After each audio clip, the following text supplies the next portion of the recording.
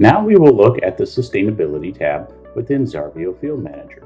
As an agronomist, when I open my Crossfarm dashboard and I click on the Sustainability tab, it will take me to an overview of all of the different programs I and my farmers are participating in.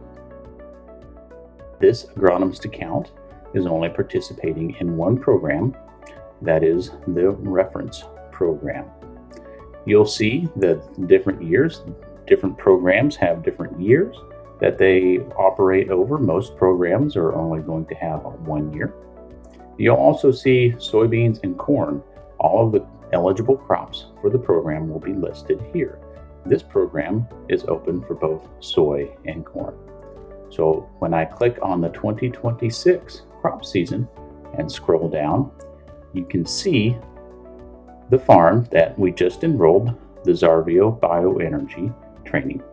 Across all of those fields associated with that farm, there is an average carbon intensity score of 4,297 grams of GHG per bushel, with a total production of expected 46,352 bushels. If I want to find out more on that farm, I simply click on that farm to get a more detailed view.